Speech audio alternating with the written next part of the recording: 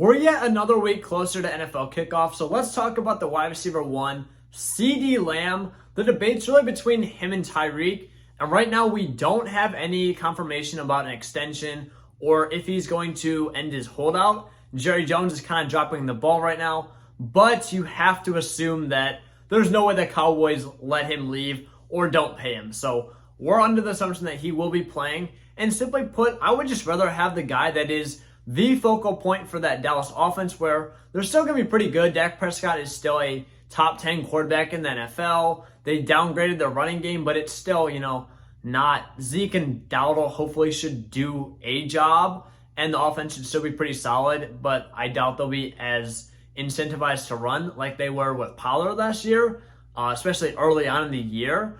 And at 2, though, I do have Tyreek Hill, and mainly the fact is he is older than Lamb by a good bit. He missed a few games at the end of the year, so turning 30, you have some concerns if maybe this is the year he finally loses a step and is good instead of being great. Lamb is just the ascending asset. Tyreek is kind of the descending asset per se, at least based on the projections, even though we haven't actually really seen him fall off. That said, he totally dominated. Yards per route run was number 1 in that. Had a 3.88 mark. He had a 33.7% team target share and a 43.1% dominator rating.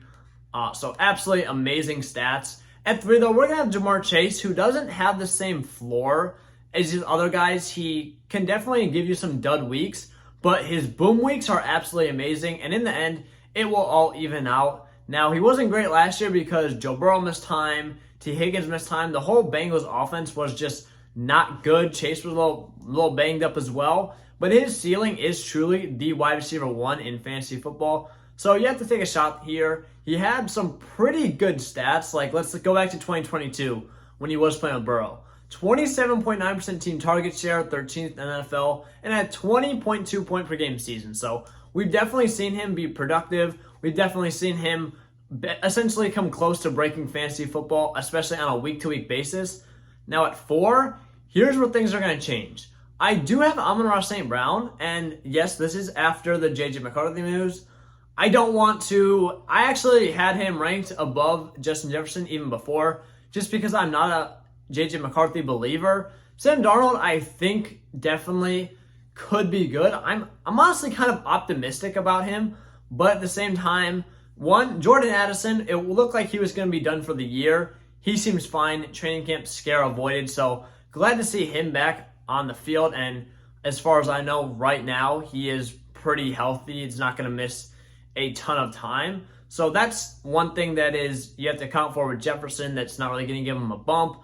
I never really thought McCarthy was going to be good, but either way, not going to be playing with good quarterback play. That said, he is the best wide receiver in the NFL. So he doesn't really need an elite quarterback to get him the ball. He can still be good. That said, I'm just a little skeptical about their offense in general. Hawkinson's missing time. Aaron Jones with his injury history could be a pretty big wild card because all you have behind him is Ty Chandler, and you could definitely see their offense struggle as a whole to move the ball if that is their run game. So just a lot of question marks. Still having Jefferson at 5 makes sense, but as far as Amon-Ra goes, let's get back on schedule with him.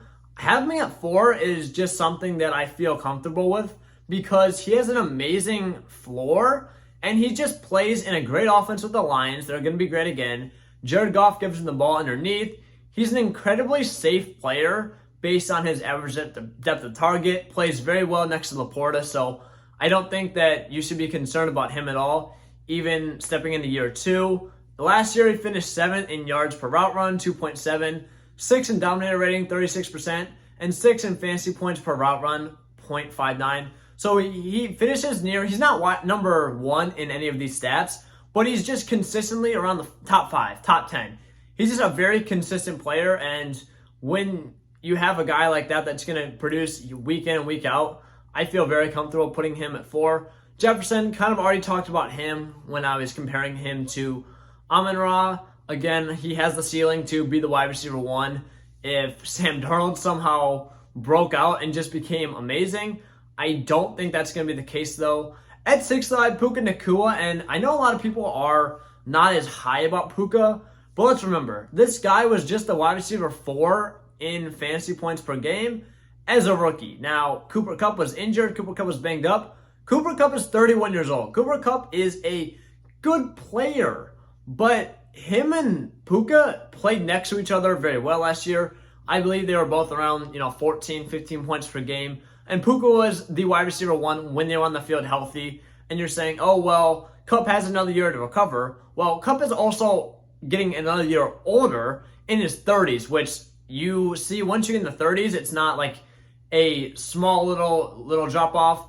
In the 30s is where Kupp could turn to ashes. Now, I don't think that's going to happen, but I think Puka will clearly cement himself as the clear one in that offense. Matthew Stafford is still a great quarterback, very underrated. And I think Kupp can honestly, they play pretty complimentary, so I'm not really too worried. Puka was just fantastic overall. Great yards per route run, finishing 6, 2.72. 6 in target share, 29.1%, which is very, very good, especially considering his yak ability. He is still able to command a ton of targets and was 12th in fantasy points per route run with 0.55. So, again, he still has some target competition, and he doesn't have the best efficiency stats, like dominator rating was 26, target separation 35th. A little worrisome, but overall, I still feel really good about Puka Nacua, and here's kind of the things where you don't want to overthink him being really good as a rookie. Pretty similar situation where you shouldn't be scared off by Cooper Kupp. Now at 7, we are going to have Garrett Wilson, who, yes, Garrett Wilson definitely has a ton of risk as well, because even though he draws targets at a super high rate, that hasn't equated to him being a wide receiver 1, hasn't equated to fantasy points. I don't love Aaron Rodgers. Do I think he's going to be as bad as Zach Wilson? No, but, you never know with Rodgers. He's coming off an Achilles. He's 41 years old, so it's not a sure thing to pencil on him in as a good quarterback. If he's a good quarterback, Wilson's going to take off. If he's an average quarterback, Wilson should still finish around this range, but you still got to be a little concerned about the injury history. You have to be concerned about him being a 41-year-old quarterback, but we don't really need to talk too much about Garrett Wilson. I mean, he's playing next to Malachi Corley, which is some target competition. He's more of a gadget guy, though, especially year 1. Not really concerned. Mike Williams was, yes, pretty good on the Chargers. I believe he's pretty washed, in my opinion. It seems like they really only added him to be that X guy and create space for Wilson. So wide receiver core-wise, I think everything is set up to run an offense around Wilson. Obviously, he has just been fantastic, though, drawing targets. I don't think we need to talk too much more about that.